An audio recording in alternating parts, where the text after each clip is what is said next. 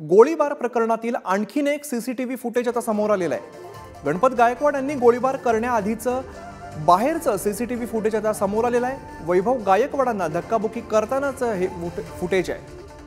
आमदार गणपत गायकवाडांचा महेश गायकवाडांवरती गोळीबार झाला होता।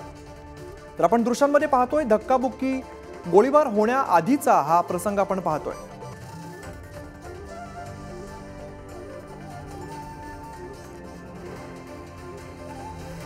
या संदर्भात अधिक माहिती देतात आमचे प्रतिनिधी प्रदीप भणगे। प्रदीप, गोळीबार प्रकरणातील आणखीन एक सीसीटीव्ही फुटेज आता समोर आले आणि त्यात धक्काबुक्की होताना दिसते सुद्धा। काय घडामोडी घडतायत?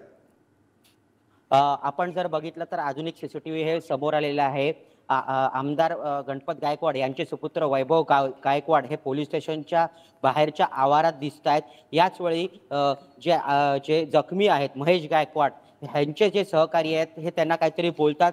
त्यानंतर वैभव गायकवाड हे पुन्हा येतात आणि त्यांच्या दोघांमध्ये बोलाचाली होते आणि त्यातच एक कार्यकर्ते आहेत, या कार्यकर्ते धक्काबुक्की करताना दिसतात।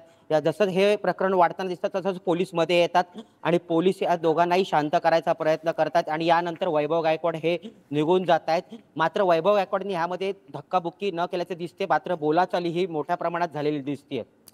प्रदीप, या सगळ्या तपासामध्ये नेमका या व्हिडिओची कशी मदत होऊ शकेल? आपण जर बघितलं तर हा व्हिडिओ नक्की किती वाजताचा आहे हे जर यात पाहिलं तर नक्की आपल्याला समजेल।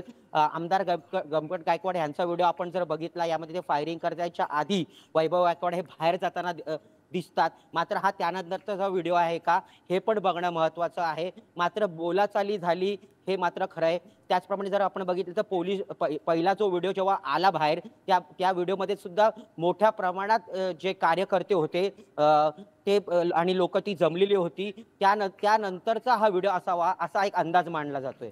नक्कीच प्रदीप, त्यामुळे पुढे काय घडामोडी घडतात हे पाहणं महत्त्वाचं असणार आहे। धन्यवाद तुम्ही दिलेल्या सविस्तर माहितीसाठी।